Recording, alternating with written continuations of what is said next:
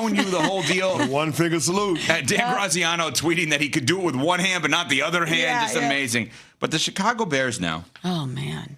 Oh, man, what? They're atop the NFC North, 8-3. They're winning games.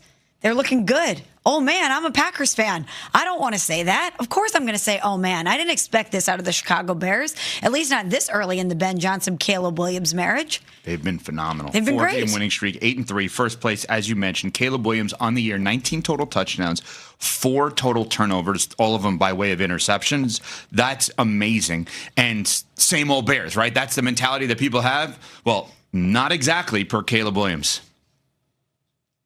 We're an 8-3 team in the National Football League, and so we feel good where we're at, but we do got to get better. And I would say, we don't feel like we're the same old Bears. We pull through for each other when it matters most, and so we got to keep getting better. Like I said, maybe get an MVP vote.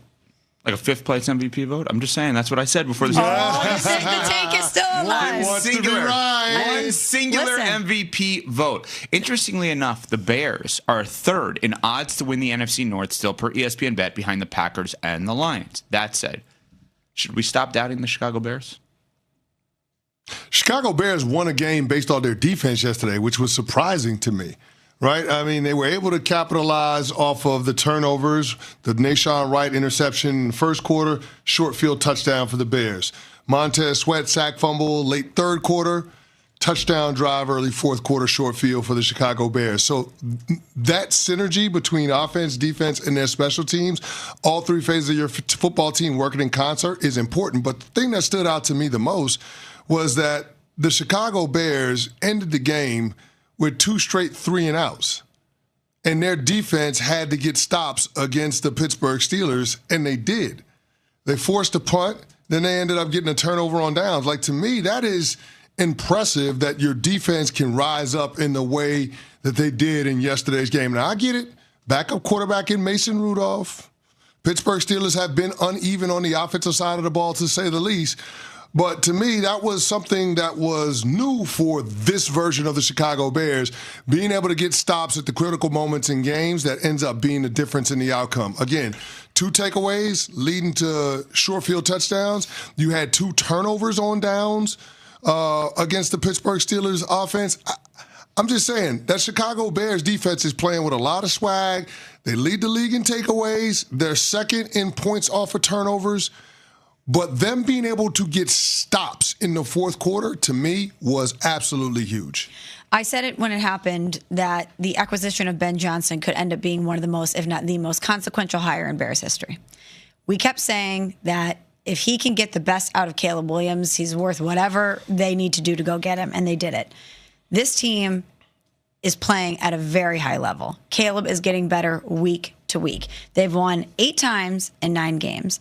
2 weeks prior, they had to rally from behind to win, which tells you something about your quarterback and the poise that Caleb Williams is developing at this stage in his career. They didn't have to do that yesterday. They held on late to a lead. But they are really impressing me. And I'm not ready to go there and say that I'm going to give them the benefit of the doubt. It is too early in this relationship with Ben Johnson and Caleb Williams, and it is the Chicago Bears. Sometimes bad things happen with them. But I will say that as a Packers fan, I'm nervous.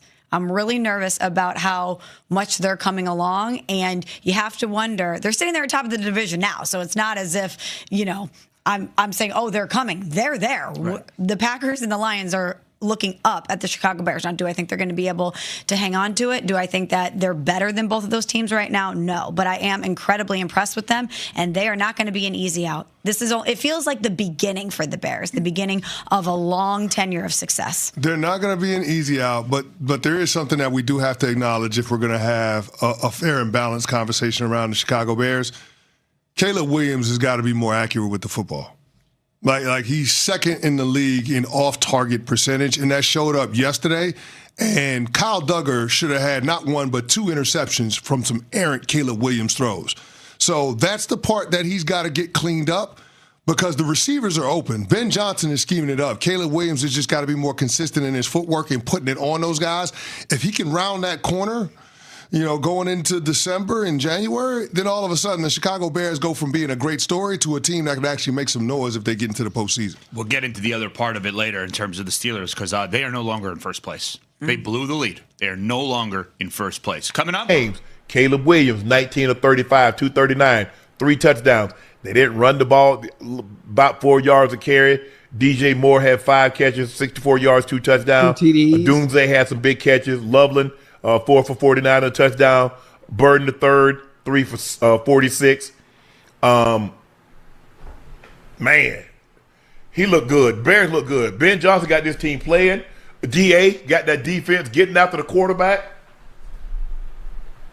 Man, I will say this, Ocho. I'll Go say ahead. this. Hold on. Tell me. Take your time. Caleb, you got to know when the journey's over. Oh, You can't give up 7 points on your possession. Oh, the safety with TJ Watt. You got sacked. Watt sacked him and he lost the ball. You can't do that. You can't put your team in harm's way like that. Mm-hmm. Go ahead and throw the ball away. I mean, he's tremendous. He can he can throw from the pocket. He can throw rolling right. He got great legs and get out of harm's way. But you can't do that. Yeah. Other than that, I thought you played really game. well today. Hell Go of a ahead, game. Ocho. No, I was just gonna say, man, Ben Johnson and Caleb Williams together has been magic. It's been pure magic. The Bears have been abysmal, the past few seasons, and obviously they've been struggling at the quarterback position. Trubisky, Brother Fields, but now, even though there were so many people that were doubting Caleb Williams, not understanding if you get the right coach, get the right coach that has the right play calling and can play to his strengths and maximize his potential at that position, this is what you get. You get a Bears team that's leading their division. Wait, they are leading the division, right? Yeah. I mean, what they 9-3? 8-3. Okay, 8-3. Hey, and that might be a team too you don't want to see. That might be a team you don't want to see come Well, the playoff defense time. is playing extremely well. They got a quarterback that's mobile. Yeah. There's a chance that they're going to have a home game. You ain't really trying to. Are you really trying to be out there? And so you trying to be outside? In that weather? Oh, Yeah. Absolutely not. Cause that wind coming off Lake Michigan ain't nothing to play with now. That's that bone. That's that bone chilling cold. Hey, one thing about it, when it is cold like that, you might not be able to run the ball. It's cold and windy. You might not be able to throw the ball like you want to. Yeah. But give Chicago credit. They've look, and I said this when they got to. I remember having this conversation. It's like, oh, I wouldn't take a quarterback. I got Justin Fields. I said they passed on a quarterback. You think they're going back to pass on the number 1 overall quarterback back-to-back years? Because they had. Remember, they traded that Ocho to Carolina, so Carolina could select Bryce Young. Yeah. I said, you actually think they're going to pass back-to-back years on the number 1 overall quarterback? You do realize the reason why they're in this position is quarterback that they got. They moving on. Oh, you think? I don't think I know. He's good. He's really, really good. And they've done a great job. They've done a great job, Ocho, of getting him talent. You look at DJ Moore, they extend DJ Moore. They get Roma Dunze. They got 2 tight ends with Cole Kmet and Loveland. They get Burton the third in the draft. They got Swift. I like what they've done. Yeah. We got to offensive line. They rebuilt the offensive line, Ocho. They're gonna be good. They can be good for a minute. Now that's not an easy division because you got the Packers in that division with a young quarterback. You got the Detroit with Goff and Gibbs and Amon-Ra and Jameson Williams, and they got an outstanding defense in Detroit. Yeah, hold on now. Don't forget them weapons down there in Chicago now. We got. That's what I said. I said they're gonna be good for a minute. I was talking about them. Yeah. Okay. We got a Dunze. We Luther Burden. Yes. Come on now. Yeah, we them boy gonna and make sure. Never mind. I ain't gonna say it. I ain't gonna say it no more. But I don't know Minnesota. Hey, I know it's early. Hey, I'm willing to give JJ early a year what? or so, but hey. Early what? Ain't no way in hell you supposed to let Sam Darnold like that goddamn though now. Stop playing. Well, he gone now. So ain't no sense in closing the door now because the cow's already out the barn. Were you able to watch that game today? I did watch it. Man, please. If you could turn back the hands of time, I guarantee you they don't let. I'm sure, absolutely they would. Absolutely, yeah, 1,000. As a matter of fact, Justin Jefferson go pick his ass up from the airport. Yeah, you're absolutely right. Absolutely. I know my dog Jetta got to be frustrated, boy. Oh, I know he's frustrated from go to putting up those kind of numbers. Yeah. I mean, think about what Ocho. He was on a historic. I mean, he was talking about the best 5-year, 6-year totals in NFL history. That's the kind of pace he was on. Yeah. And now it's come to a screeching halt because his quarterback play is inadequate. God, it is what it is. I mean, we're not Ocho. We're not breaking Ocho. We're not interrupting normally scheduled programming to break news. Right. If you watch the Vikings play, their quarterback, he leaves a lot to be desired. As I said, I know this is his first year starting, although he's a second-year player. Yeah. I'm willing to give him time. I'm willing to give him some runway. But I'm saying what my eyes are telling me right now is that he leaves a lot to be desired. Right. Let's see if he can change my perception of how good I think he can be. Chat, I'll leave that up to y'all. Maybe y'all think he's Hey, listen, it's not up to us. He got to make them believers over there in that organization. He got to make his receivers believers too. Because obviously, based on what I saw today, the small sample size of the game I was able to catch, boy, that ain't it, boy. No. That ain't gonna get it done. Not even close to being it. And the funny thing when I think about it is you still have the same weapons that goddamn Sam Darnold had last year. So it really shouldn't be that goddamn difficult, even though playing the quarterback position is difficult. But for Sam Darnold to make it look like he did last year and then go to Seattle and continue making it look like that, I'm thinking, well, hell, shoot, if he's what he's supposed to be, as high as he got drafted, he should be able to get it done the exact same way. I was concerned, Ocho. Let me tell you why I was concerned about him. It's because they really didn't throw the football at Michigan. No, they were a running team. Yeah, they run it right down your mouth. So, hold on. Run that back. I need you to rephrase that and then press play. Oh, my bad. Press Pause. play. Yeah. I need. Come on. No. Just rephrase it. Play. Okay. Press play. Run the ball. Damn. Let me see how you can say. They run the ball against. No. I'm trying to. I say it the right way, huh? I don't know, but I just need you to rephrase it the way what you did. Just rephrase that. They gonna run the ball downhill. Okay. Yeah. Okay. Yeah. There you go. My bad. Yeah. Woo. Emmanuel Wilson ran for 107. Hey, Steelers Nation. Welcome back to Steelers Nation Wire. I'm thrilled you're here. Let's dive in. Full throttle, no holds barred. The ride's been rocky lately, but we're not throwing in the towel. Far from it. Today, we're unpacking the latest from the Steel City. The highs, the lows, and why we still believe. First up, the raw truth. After Week 12, when the Pittsburgh Steelers dropped a heartbreaker 31-28 at the hands of the Chicago Bears, the alarm bells are ringing. This team is now 6-5 and growing fewer places in the playoff locks category. Former Baltimore draftee linebacker Patrick Queen laid out his concerns with brutal honesty. He said, sometimes it was schematic issues. We just have to be better. The defense, the side of the ball the Steelers have prided themselves on for decades, is now shedding layers of confidence.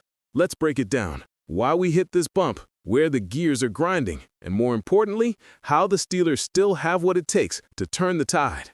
The schematic front. Queen's admitted it. Coaches' signals are getting picked up, and defenders are finding themselves in mismatches. He said it bluntly. It's kind of a bad spot to be in, and at the end of the day, we just have to be better. It's one thing to lose because your players aren't executing. It's another to keep running a scheme that puts them at a disadvantage from the get-go. The numbers sting. Pittsburgh is allowing the 5th highest average yards per game, the 2nd most passing yards per game, and sitting around 13th in points allowed. That kind of stat line simply won't cut it when you want to finish games, especially in the AFC North where margin for error is thinner than ever. Veterans are visibly frustrated. Jalen Ramsey's terse "we're losing" remark after the Chicago game says everything you need to hear. When your top performers are visibly aggravated, it only magnifies the urgency for change. But there are sparks. Despite the missteps, there's still fight in this team.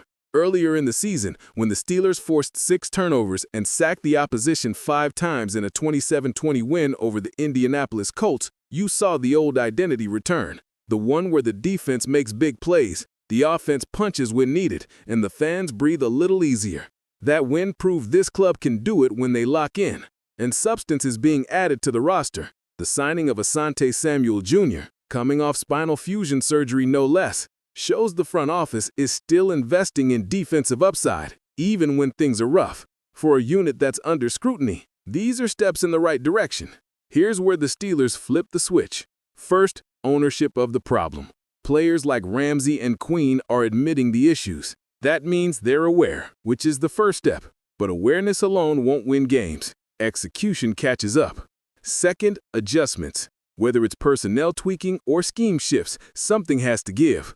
The Steelers' defense cannot keep showing up with big play yields, especially in the second half of games, when fatigue and momentum swing the wrong way. The coaching staff must adjust quicker, adapt smarter, and innovate. Third, the offense must relieve pressure. The Steelers' offense has had its moments, but pressure still mounts when the defense is bleeding yards. With Aaron Rodgers facing injury issues and a backup in, the offense needs to be crisp, dynamic, and capitalize on opportunities. When the offense stays on the field, the defense gets rest, and rested defenses play sharper. Here's the good news. The Steelers are still in the hunt. At 6-5, they're not out. In a competitive division, momentum swings matter big time. This is where the Steelers' culture comes in. The Steel Curtain legacy, the next man up mentality, the grind of AFC North football. This team has it ingrained. Also, when they flip the switch, the flashes have been there. The win versus the Colts showed what this team looks like at its best. The business end of the season is coming. The playoffs are still on the line. If they shore up the defense, lean on the offense, and harness veteran leadership, there's absolutely reason for optimism. Here's a vision. Rodgers healthy, or at least effective. The offense scoring early and often. The defense making fewer explosive mistakes, generating takeaways, and closing games. If that alignment happens, the Steelers will be right in the thick of things. What to watch next? Can the defense stop giving up big chunks of yardage early? Will Rodgers return to full strength and command the offense with his usual precision? Can the coaching staff adjust in-game, especially defensively, and prevent halftime leads from evaporating? Can the front office continue to add depth and reinforcements, especially given the injuries piling up?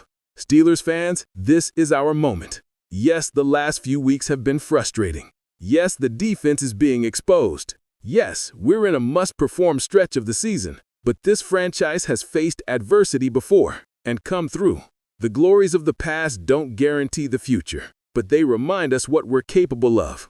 We believe in this team. We believe in the castle of black and gold. We believe the Steelers will rise. Now let's rally. Let's turn frustration into fuel. Let's expect greatness because that's what we deserve. Now, it's your turn. Drop your thoughts in the comments below. What did you think of the loss to the Bears? What's the one change you want to see? And if you enjoyed this breakdown, make sure to hit like, subscribe, and ring that notification bell so you don't miss a thing from Steelers Nation Wire. Let's ride together. Let's go Steelers.